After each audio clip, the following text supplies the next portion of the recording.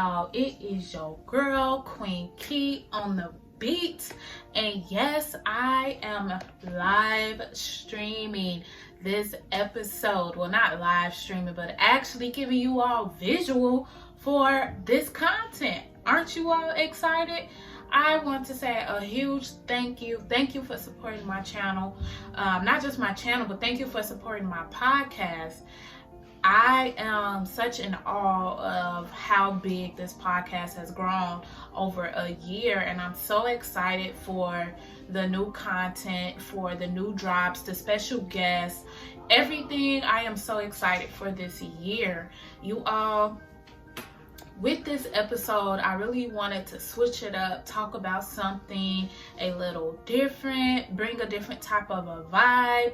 Just with season 3 in general, I wanted to bring something different to you all, just so you all can see different things. I can be more open with you all, right? So let's go ahead. We're gonna go ahead and jump right into this episode. So make sure you go ahead, get what you gotta get, pause this, go get your ice cream, go get your snacks, go get this, go get that, okay? Because we are on and popping, okay? So y'all, I got me something to drink, okay? All right. So like I explained to y'all, I kind of wanted to go into this episode talking about what we go through. If you are a person who has grew up in the church, been in the church Monday, Tuesday, Wednesday, Thursday, Friday, Saturday, Sunday, 3 times a day, if that's you, then you know what I mean. You know this episode is for you. I wanted to give some insight because a lot of people don't really comprehend why I am the way I am, why I act the way I do, why I carry myself in such a manner.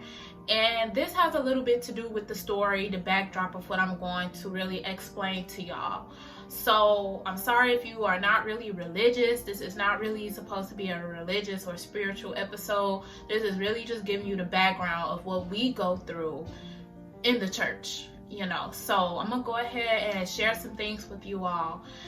Growing up, we weren't really into church. My granny always talked about God and always talked about, you know, making sure you thank him and making sure, you know, when you little, you got to make sure you say your prayers. You got to make sure you say thank you for this food, amen, you know, the simple stuff. When we moved to this area called Roseland, which in Chicago is called the Wild Hunters. If you know what I mean, then you know what I mean. So yeah, so me and my sister and my granny, we started going to church. We started going to this church called First Baptist Church of Roseland at the time. And it was amazing. It was, you know, when you a kid, you're like, oh, we going to church, we getting, you know, all the good stuff. We getting goldfish Sundays, we getting free goldfishes, we getting free snacks, free this, free everything, you know, when you're a child. And then as you get older into your teen years, that's when things really start changing. And then here comes the rules and the regulations. You all know what I'm talking about, that been in the church system. You know what I'm talking about. You know the rules. You know about having to be 6 feet apart from the opposite gender. You know about not being alone, wearing certain things. You can dress a certain way. You can't listen to certain music, all that. If you know what I mean, please comment down below, because I know I'm not the only one that has went to a church or been in some type of, you know, area like that. So we, you know, as we got into our teen years and we started, you know, getting older, we started to realize that things weren't the same when we were in junior church, when we were younger. Me and my sister, we was living church. When I say living, we was Sunday, we was going to church, you know, on Sundays we was going to church. in the morning, we was going to church at night, we was going to church in the afternoon, we had Sunday school. Then on Wednesdays we started going to, the school had a church, the church had a school, and my granny had put us in the school because it was getting very dangerous in our neighborhood, and our granny didn't want us growing up or being in that type of environment, you know, where we have to go through certain things. And trust me, there's a lot I wish I could change. I'm not going to say I wish I wouldn't have went to the school, because it was a good school. It taught us a lot, but I really felt like it really taught us a lot about on the church side, you know, being a good wife, being a stay-at-home mom, all of those things. And I felt like it wasn't giving us what we really wanted to hear. It wasn't. Now that I'm older and I look back at everything that me and my sister and even my best friend Gina, what we went through when we was going to this school, going to the church, it was a lot. It really took away our self-identity, because we were trying so hard. Those of you know about trying so hard to impress your pastor, trying so hard to impress your youth pastor, the bishop, whoever it may be. It was somebody at that church that you wanted to impress, that you wanted to be happy. And you made sure every decision you made was for them, to make them happy, correct? Right. So, you know, me and my sister had a conversation a couple weeks ago, and we realized that it took away our self-identity. I'm not saying church took away our self-identity. I felt like because we were trying so hard to live up to their expectations, and we were so much head on into the church, everything we did was with the church. If we were going on a trip, it was with the church or with our school. If anything we did in our life evolved around church and the school. And which, don't get me wrong, again, I'm not knocking that. I'm not knocking that at all. But what I'm saying is,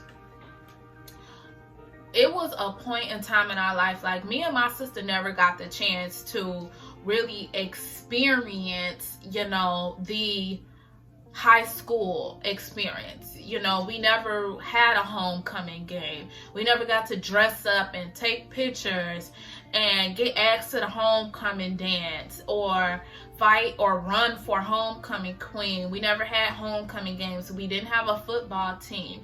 All those things of what a regular school would have, we didn't have. Well, we had a basketball team, but again, with our basketball team, sometimes it was only intramural, where they played against each other, or we only played against other Christian schools. And we never had a prom. It was just a lot that we never got the chance to experience. And me and my sister, till this day, when we think about it and we talk about it, we really wish we would have gotten that chance to experience that part of our life, because high school is really important, especially your senior year. You know, you get to have senior ditch day, and you get to have all of this fun without the rules and the regulations, you know. And that really took a lot from me and my sister, because we worked so hard to impress people at the church. We worked so hard, and it felt like how hard we were working wasn't good enough to them. And I'm not going to say it's towards everybody, because there's some people in my life that was at the church that I still talk to, that I still communicate with, and they are still dear to me in my heart. But we think about it because it's just like, you know, we were trying so hard to be perfect, and nobody's perfect. We was living our life. There were times where I wasn't wearing, you guys know the rules, you know, if you go to a Pentecostal or even just a real traditional Baptist church, you know, about not wearing pants, having to dress a certain way, shirts can't be tight, clothing can't be too low. Basically, it was just a lot that we put on ourselves. And when I graduated high school, I instantly moved away. Not just to run away from, not running away from the church, but I had to find me outside of just church.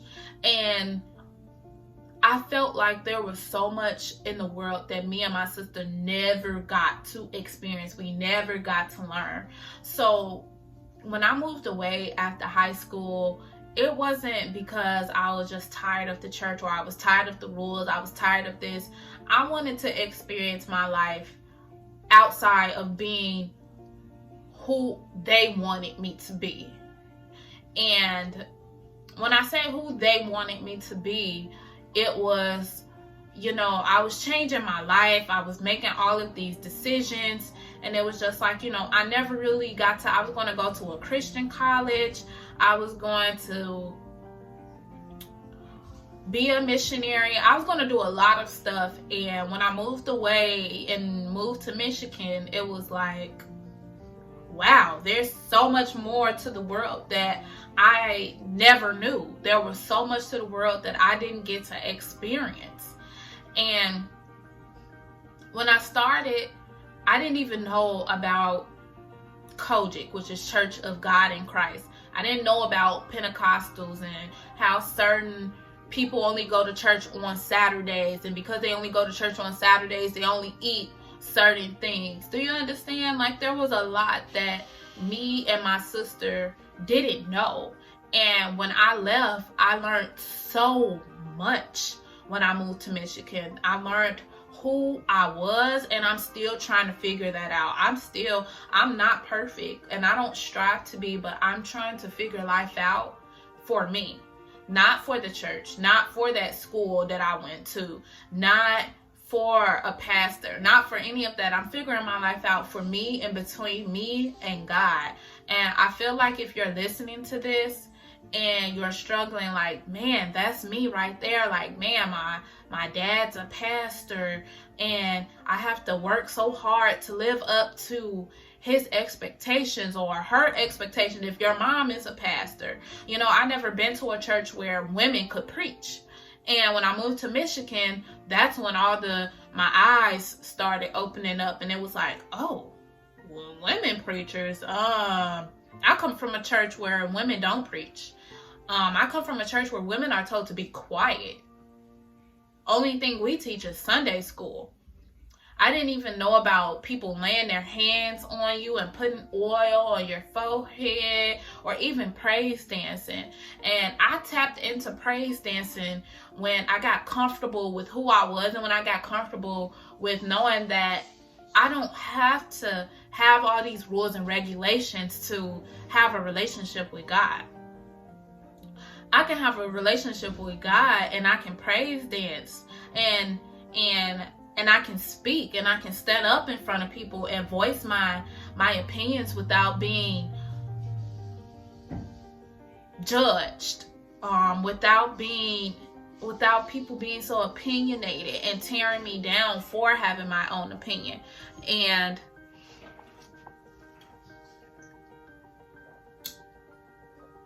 okay, this ain't no tea, baby. There's some pop. But no, I'm serious, you all. When me and my sister was going through that, it was a lot.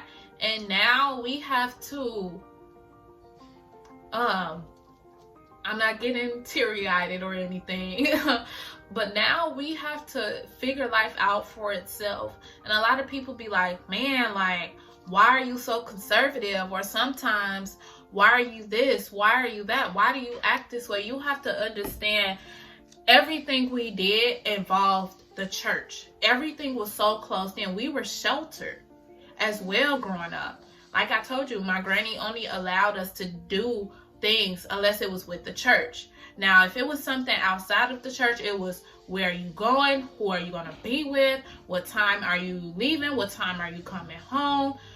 I need the parents' phone number.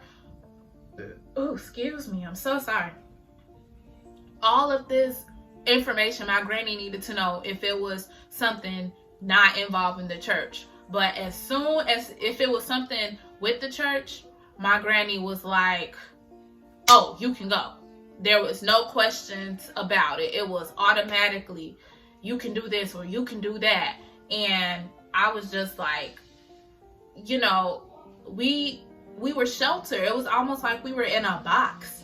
And it was like we were waiting to blossom, to come up out that box. And still to this day, like, I'm still trying to not feel like I have to tiptoe around people, you know, even though you're grown.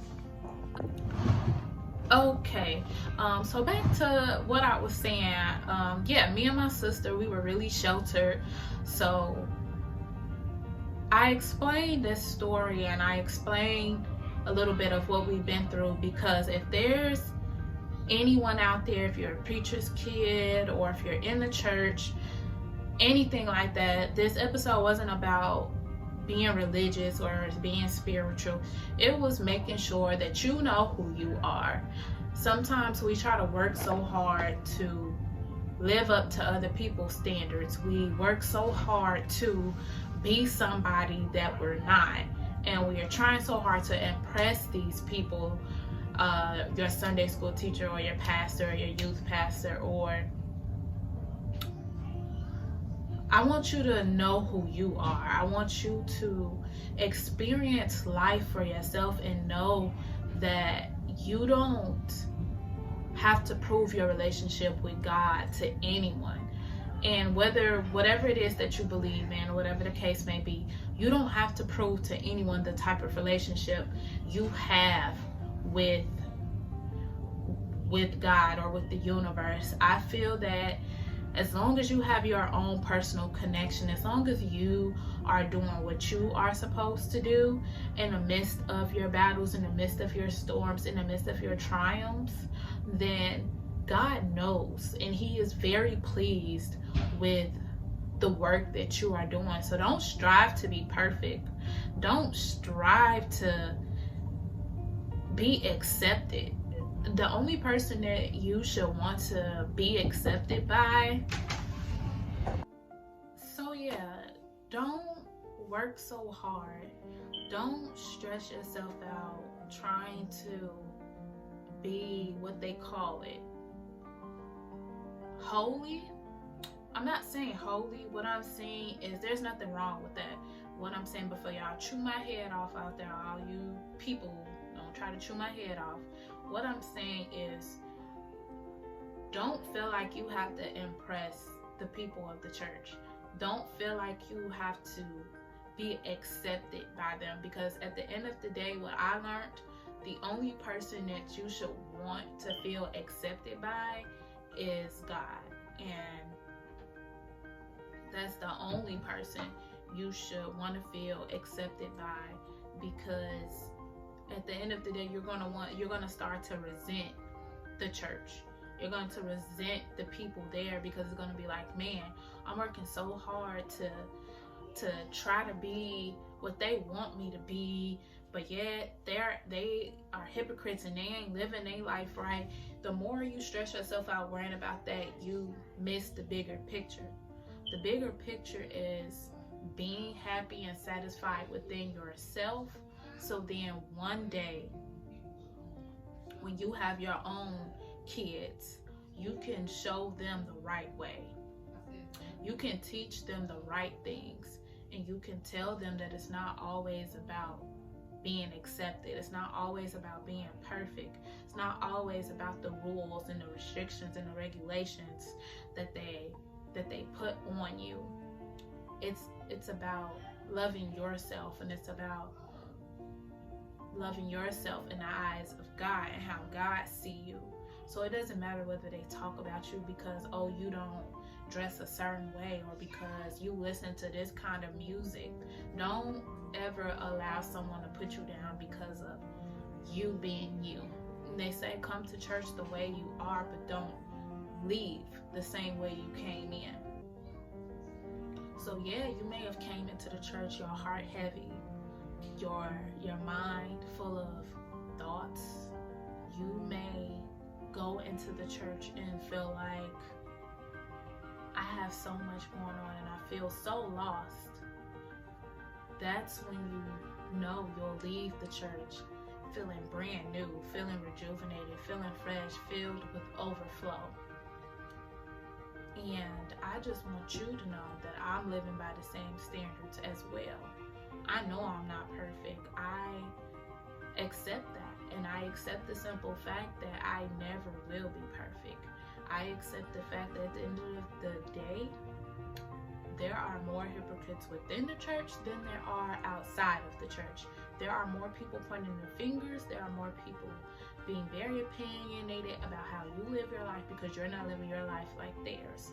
And what I realize is at the end of the day, I don't go to church for people. Let me repeat that again. I don't go to church for people. I don't go to church for the pastor. I don't go to church for the youth pastor. I don't go to church because of choir practice or because of all these different things. I go to church for me, to be filled with the Holy Spirit. I go to church because it's my decision in how I live my life. I live it how I see fit. And I feel that I am okay with who I am, and I'm learning every day to become a better person, a better version of me. And even if that means I'm gonna make mistakes sometimes, even if that means sometimes when times get hard, I'm gonna question God. We all question him. We all say why. But instead of questioning him, let's say, why not me? Even in the good times, we have to say, why not me? Why don't I deserve this? You know, when you get that promotion, when you start seeing those blessings and those opportunities of overflow starting to flow into your life, you start to question, why not me? And then when those bad things happen, why not me again? Because you deserve it, and you live your life for you. And that's really all I wanted to bring out with this message, because I really feel like there's people out there who experience this, and I want you to know that you're not alone. You don't have to be perfect. You don't have to go by their rules and their regulations. You don't have to prove anything to anybody, because as long as you have your relationship with God, it shouldn't matter to anybody else. And y'all, that is about it for this episode.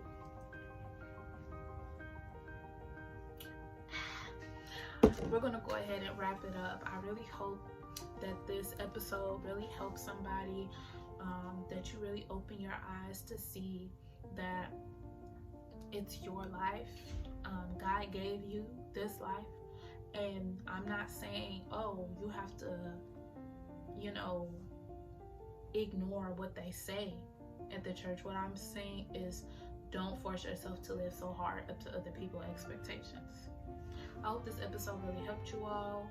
Today, there's also going to be a visual recording of this episode as well on YouTube, so make sure you subscribe to our YouTube channel, Simply Queen Key, where there's other content that's being dropped on the channel as well. And again, share this episode with somebody, and thank you for being a part of this journey with me. I appreciate you all. And your girl Queen Key on the beat is out. Peace.